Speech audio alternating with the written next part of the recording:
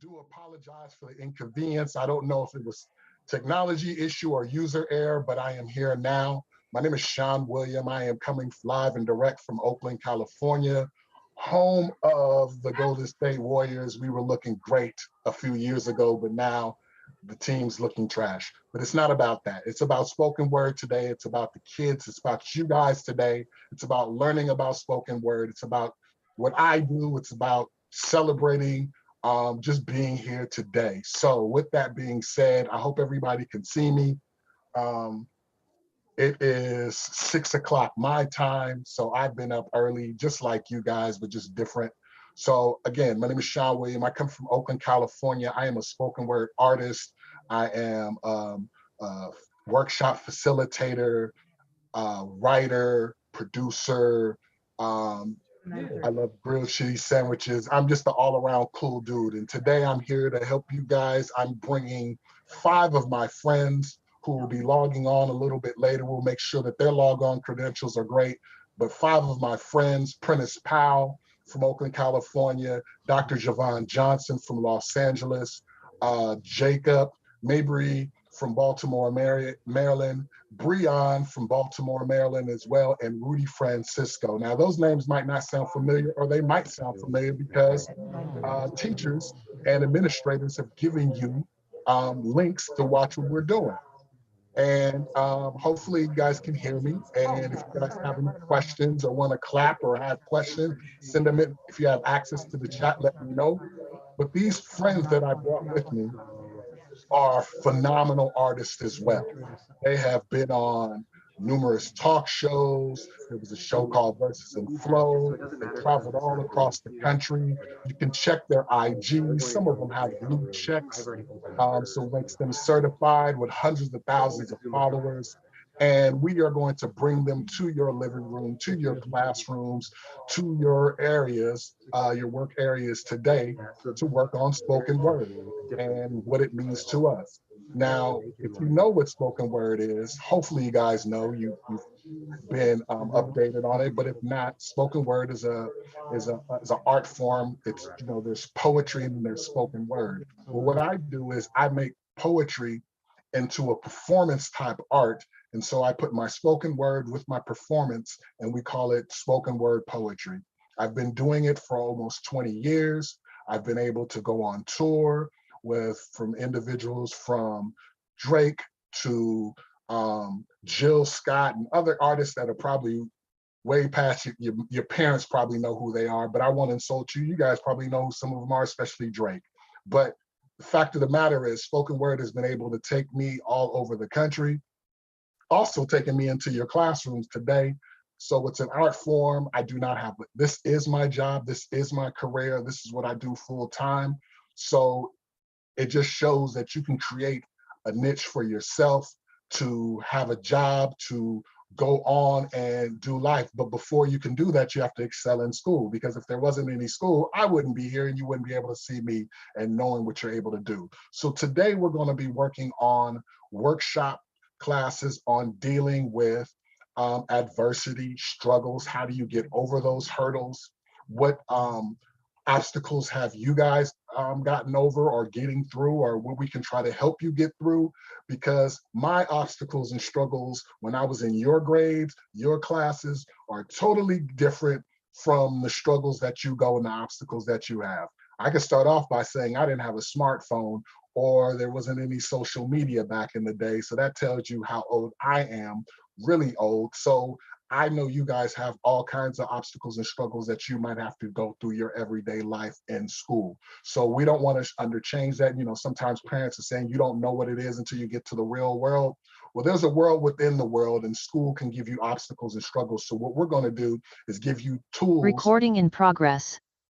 We're going to give you tools and options, so you'll be able to write those tools, write those struggles out, write those problems out, work those problems. And even if they're not problems, even if they're good things, you don't have any obstacles or struggles, your life is great. Hey, that's great too. We'll speak on that as well. We'll write them out. We're going to have writing prompts, call and response, and you're going to have these great workshop curators, along with myself to help you out.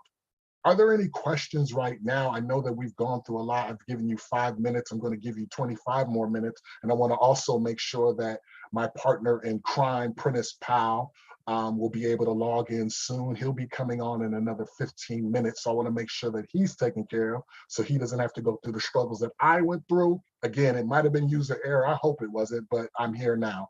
Are there any questions? Do we have an option? Can you guys hear me? My microphone might be muted.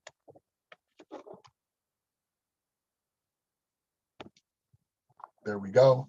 Okay, so are there any questions? You guys, I'm trying to look. If you want to raise your hand, I will check the chats to make sure everything's okay. You guys hear me? My microphone. Hello, Danielle. Sean, can you hear me? Yes, I can. Yes, I can. So are there any questions, you guys? I'm trying to look. If you want to raise your hand, I will check the chat to make sure everything's okay. You need to turn your volume up so you can hear him. This is a delay back there.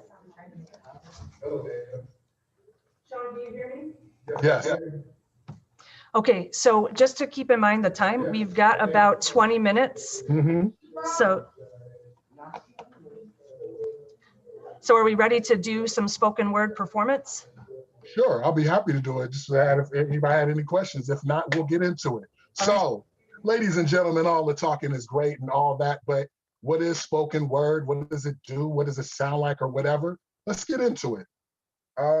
This poem that was written by me, it was about my stepson, so let's get into it.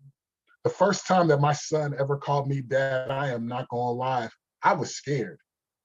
Not that his mother didn't warn me that this day was coming, but scared to the fact of knowing that it was my responsibility to make sure that his progression from a young boy to man goes smoothly. Because I don't know about you guys out there, but in California, I've seen too many 20, 30, 40-year-old boys not taking care of their responsibility, and I didn't want him to go down that path, not on my watch. Now, I don't know why his biological father does some of the things that he does, and for the life of me, I can't understand why some men do not want to take on the job of being a father when that's one of the only jobs that are always hiring in this jacked up economy. But instead of me bashing him, I'm gonna step past him. Step out on faith with the help of God. Step up to the plate while others are afraid to bother. I don't know how the world defines the word, but you are looking at the true meaning of the word stepfather. I write these poems so my sons will never have to write one. Because in my profession, I've seen too many kids come to these microphones with daddy issues, and I don't want them to have that signature piece. I want them to grow up and have peace. His green eyes might have charmed their fair share of women, but they've seen the ugliness of what us men can do. And if he's wondering why am I being so hard on him, I tell him, son, I'm not trying to be your friend. I'm being your father, getting you ready for life. And if he wonders if I love him, I tell him, son, more than a painter loves his sight, more than day turns into night, my love, dedication, and passion for you should let you know that I'm telling you the truth. And the only time that I have problems with my son, he'd be in the bathrooms, like going in there doing push-ups and putting baby oil on his chest and making muscles and making weird TikTok videos. Like, he's weirdo, but now I'm sounding like my father, sarcastic. And another man that stepped up to the plate while another man wasn't afraid to bother. And though we do not share the same bloodlines, his DNA reads DAD to me, just like him to me. Now, that's 3 generations without any biological relations. But I wish someone would tell me that he's not my father or that's not my son. I seen in his mannerisms, bony chest poked out, fist balled up when anybody tries to disrespect and talk to his mother. He is my firstborn son, born at the age of 11. And I tell him, I got you. I love you. You can come to me no matter if you're busy, upset, or mad. He is my everything. About him, I know everything. You don't believe me? His favorite color is green. His favorite candy is Skittles. His favorite movie is The Avengers. His favorite singer, again, is Usher. And his favorite word in 2021 is still swag. And his favorite superhero is dad. The first time that his mother told me never to break her heart, little did I know that her heart was a metaphor for him. Thank you.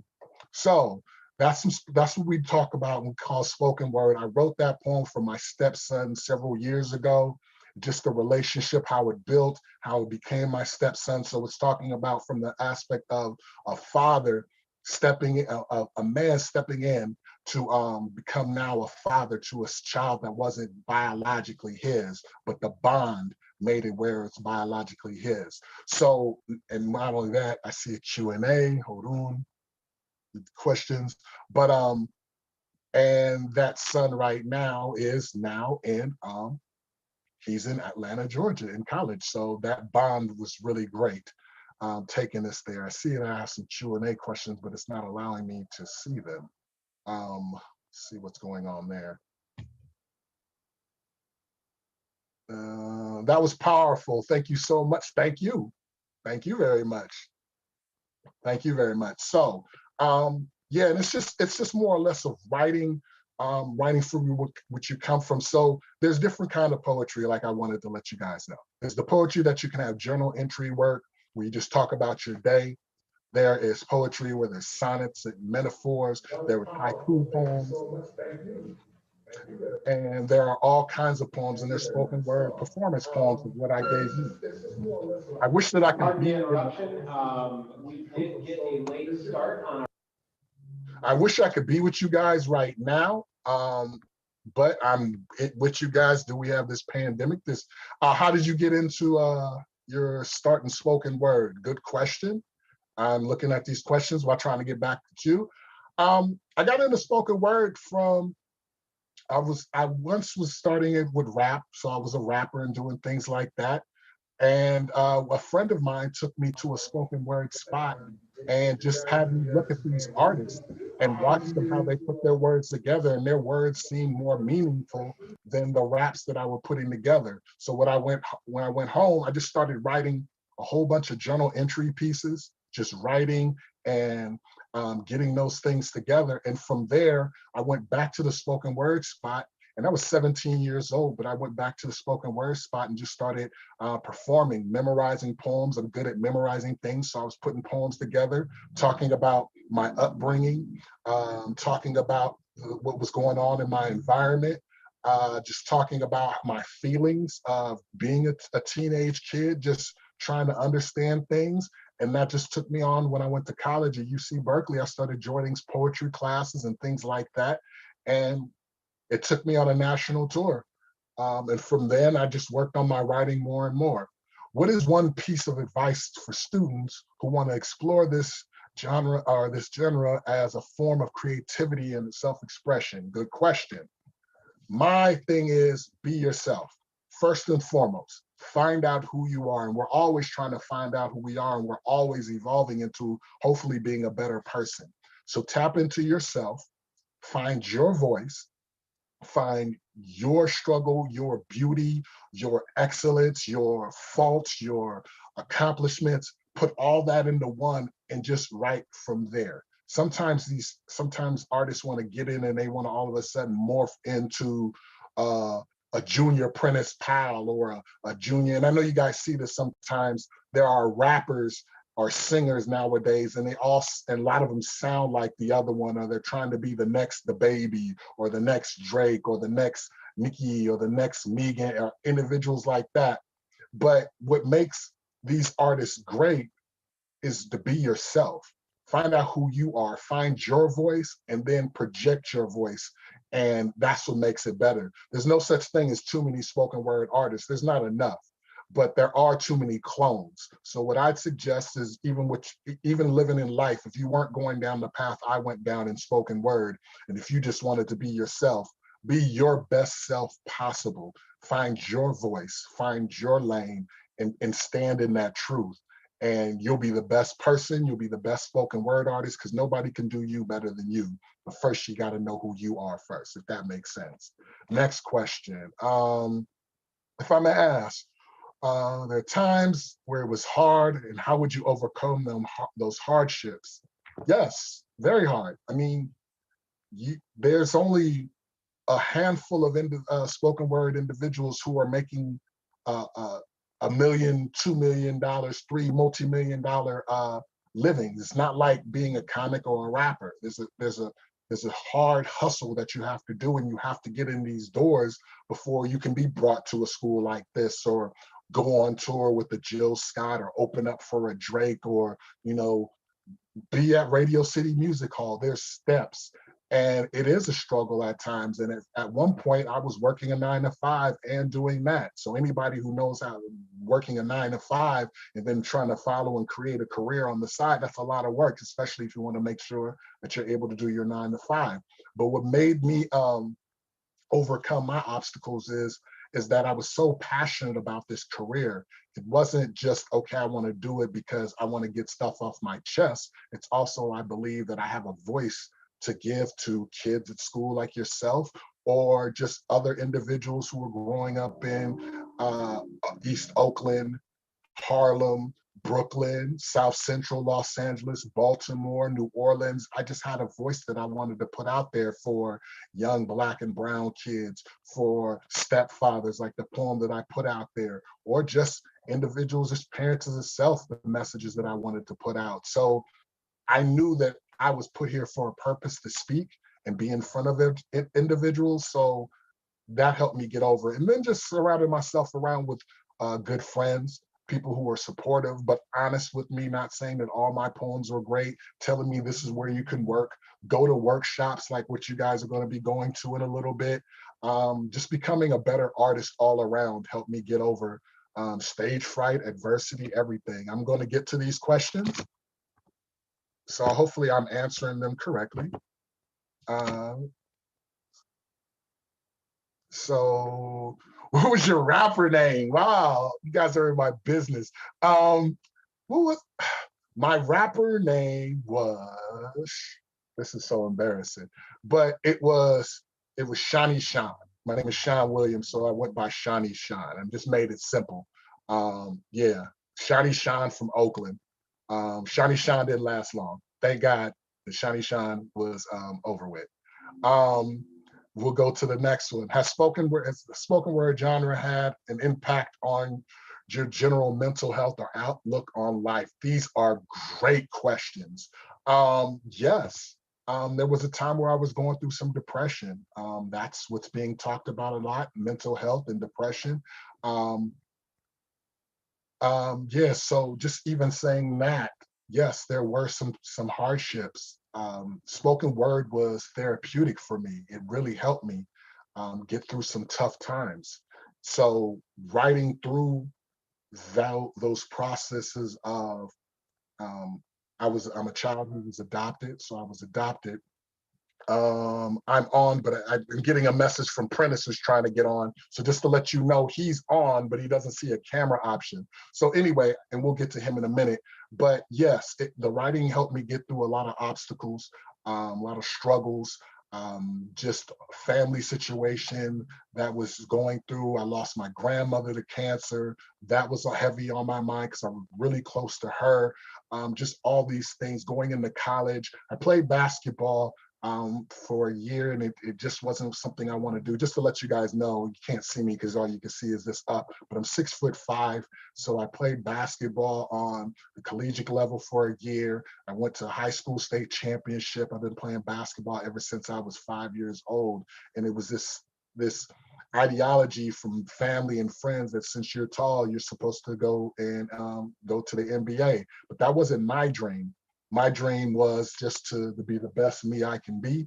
And so when that didn't happen, I got depressed because it felt like I didn't make everybody, I didn't fulfill everybody's dreams for my life.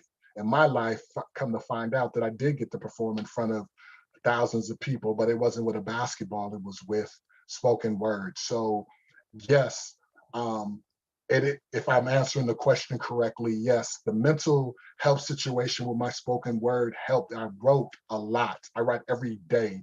I perform every day. It's very therapeutic. It just helps me get through life and help other people get through life as well.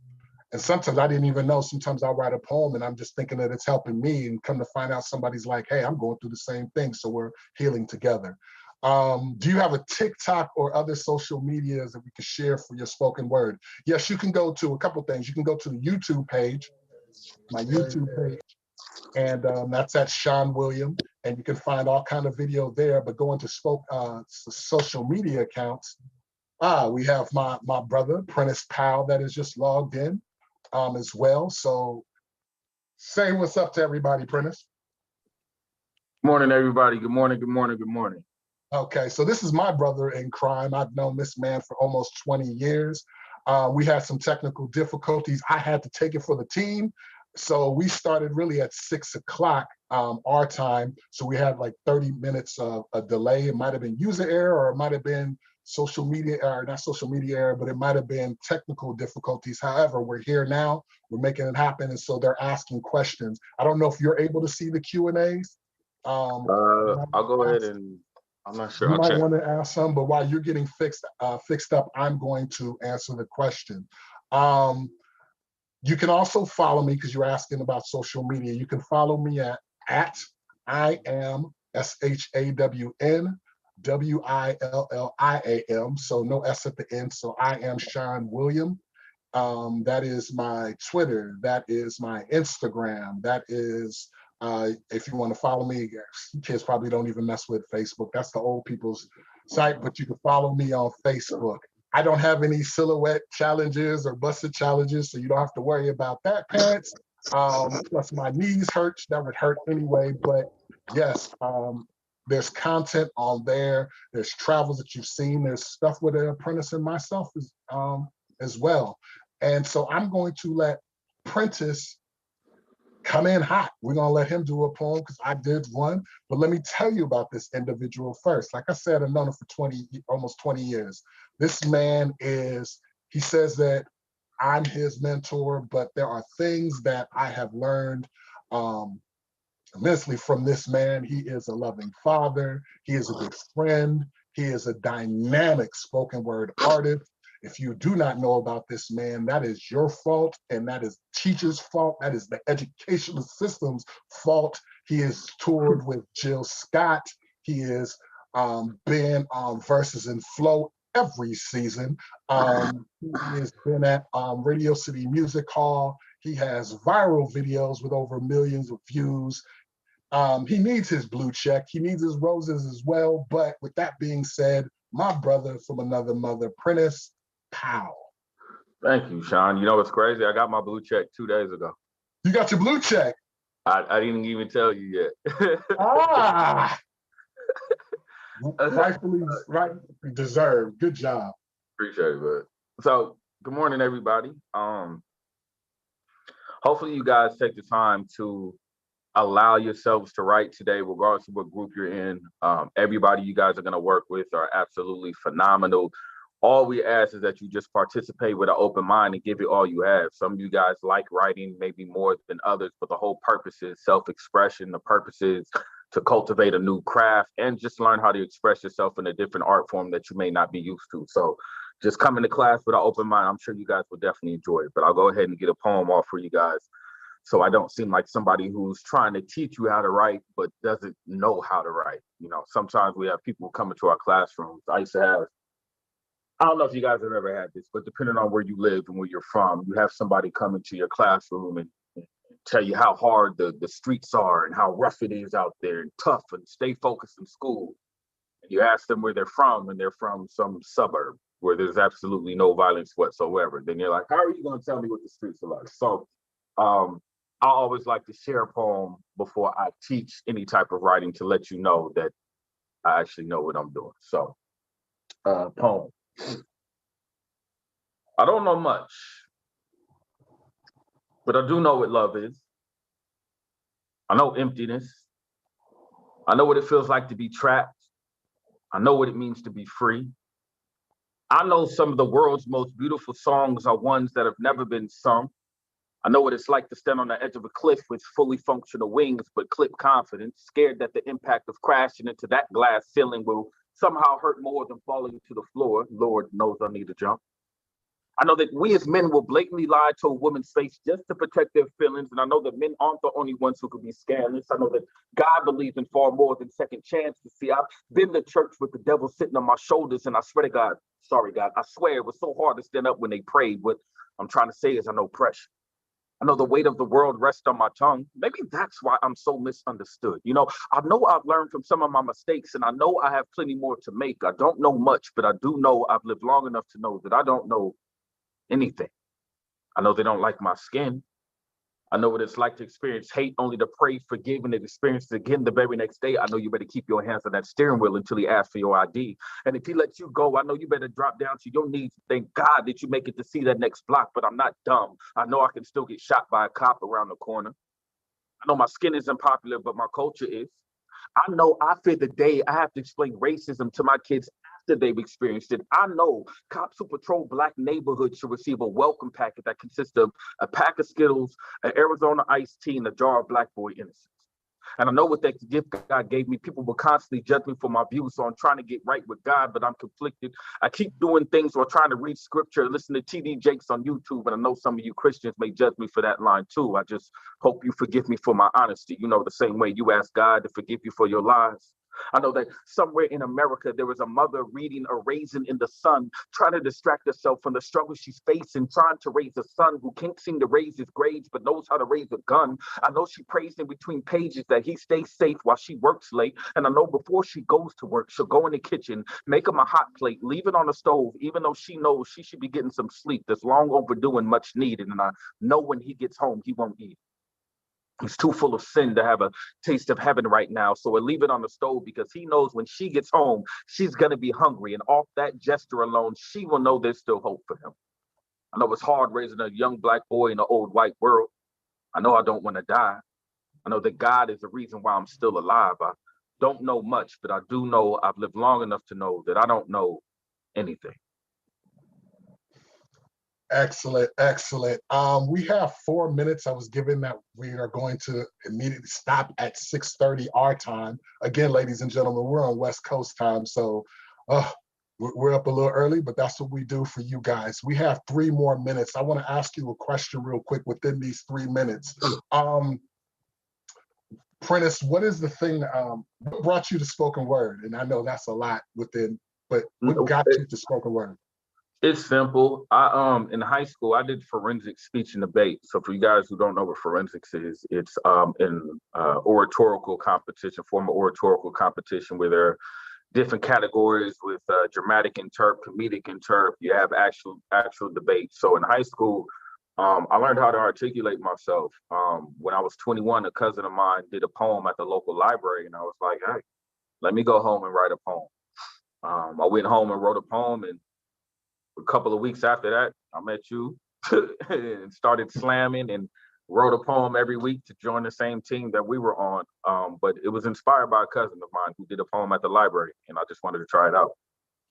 So with that being said, we have 2 minutes left. What we're trying to say is that you can follow and create lanes for yourself with spoken word, with singing, with ever.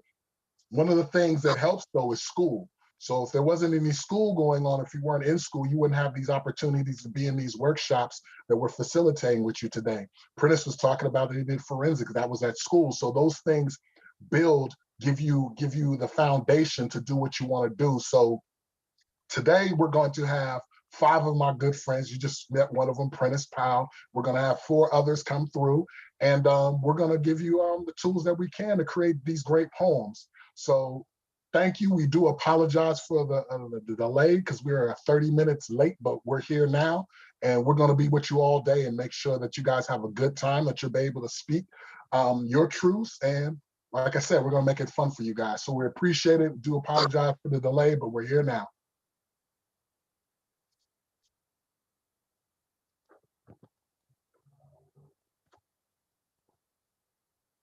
Minutes late, but we're here now, and we're going to be with your truth. And like I said, we're going to make it fun for you guys. So we appreciate it. We apologize for the delay, but we're here now.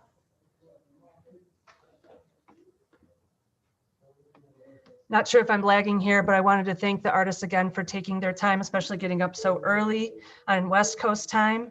And thank you everybody again, staff, students, for your patience as we worked out the technology issues this morning. Have a great rest of your Friday, and we will see you all after spring break. Take care.